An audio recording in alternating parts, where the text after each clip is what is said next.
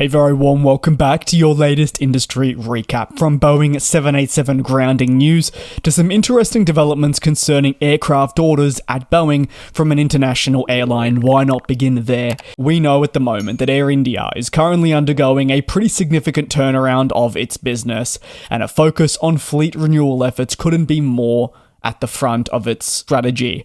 The flag carrier placed orders with Airbus and Boeing in 2023 to contribute to renewal efforts moving forward. However, the airline has made a bold comment regarding future orders. When speaking with Reuters, airline CEO Campbell Wilson, tasked with turning around the bruised airline's fortunes, confirmed future fleet decisions regarding Boeing. His comments noted that any further commitments to the American plane maker and its aircraft would not occur at this stage. A bold decision, as the airline says it would prefer to wait and see how the plane maker rebuilds in the next few years before it does make a firm decision. The last half-decade has been very turbulent and unforgiving for the American plane maker, with many wrong decisions that have harmed the operations and finances.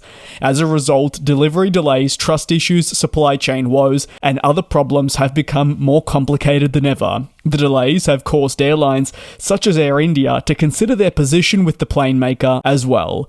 Wilson stated that they would not commit to basically anything else until they knew that the product that they will actually receive at the end of the day will be of the highest standard, and that they actually have confidence in the product they are receiving, which arguably maybe hasn't been the case of late. Time and time again, there have been quality concerns on Boeing-produced aircraft, and this is something that the plane maker is trying to limit from taking place. It's essential that it does. Furthermore, Wilson also argued that he wouldn't want Boeing also offering a product if them as a manufacturer were not confident in the offering that they were putting to the Indian carrier was of the highest standard.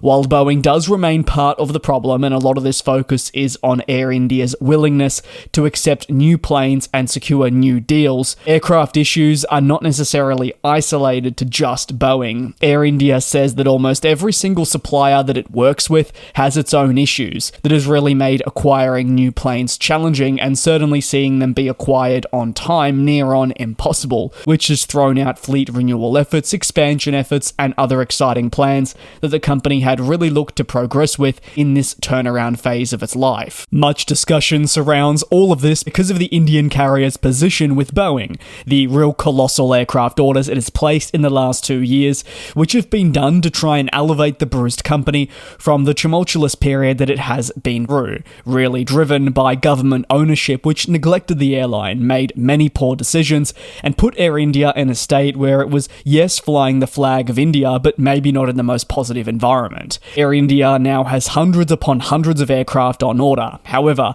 these are just the units that can be considered as firm. Many of these contracts do actually have options included that can be activated at a later date.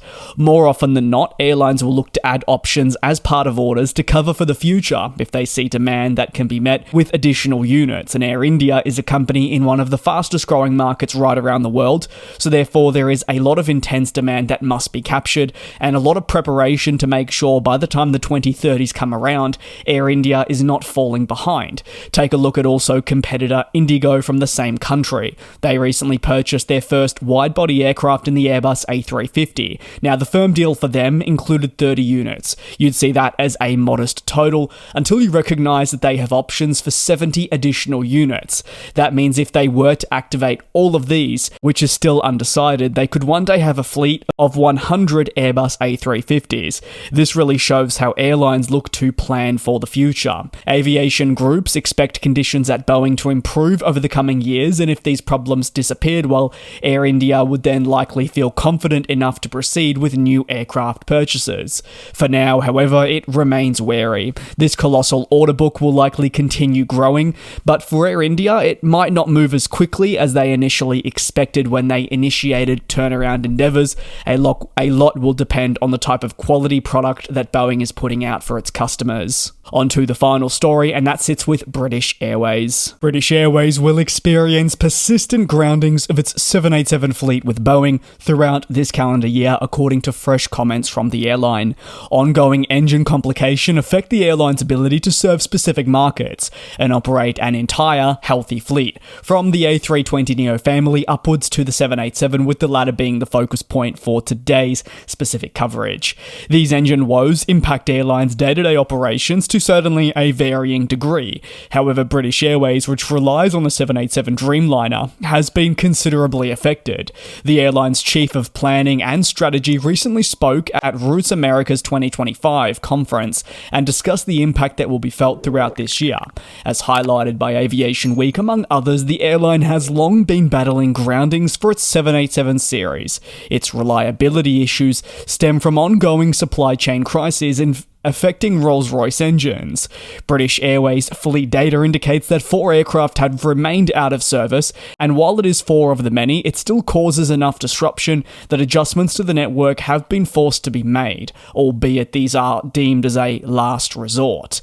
One of the struggles for British Airways is the lack of certainty surrounding when engine complications will formally conclude, a feeling that many other airlines such as Vietnam Airlines have also highlighted, with engines on their 787 Dreamliner. There is really a lack of certainty about when aircraft engines will be inspected, when spare parts will arrive, and how long maintenance periods will continue going on. This has not been optimal, but it plays a significant role in route planning and determining the available capacity. While British Airways hopes that things will improve sooner rather than later, it still finds scheduling and planning for aircraft reactivation to be a challenge when it is receiving mixed messages from suppliers and others. It doesn't want to make a knee-jerk reaction and then is unable to follow through, for example. To cope with the 787 groundings, British Airways has already made schedule changes, making it leaner and more capable of dealing with the lack of capacity that it may face. Several route adjustments were announced towards the back end of last year as part of network optimization efforts, and to prepare for the 787 groundings that were expected to continue into this year. Of these route changes, adjustments were made towards Qatar, with a frequency reduction to Doha, and further recommencement suspensions to Malaysia. British Airways also confirmed that it would not offer winter seasonal service to Bangkok during 2024-2025 season, thanks to 787 availability, the lack thereof. Most recently, they also confirmed a route cancellation between London Heathrow and Abu Dhabi that had taken into effect this year from the 30th of March through to the 25th of October, really for your northern summer schedule. British Airways, you may recall, only recently relaunched its services to the capital of the United Arab Emirates following a hiatus that was stemming from the global pandemic, so their decision to cancel the route for a temporary period is not taken lightly, but internal studies really are able to determine the best course of action and which routes either need to be reduced or axed on a temporary basis completely, if there are maybe code share arrangements or other ways the airline can benefit. Remember, the priority is having a schedule that is attainable and not unrealistic. If the schedule was to, say, remain unattainable, that would lead to delays, customer frustrations, and if investigations were to ensue, likely fines. That'll conclude today's aviation recap. Thank you very much for your support on the channel. Take care, and I'll see you tomorrow for your latest industry recap. And we'll fly.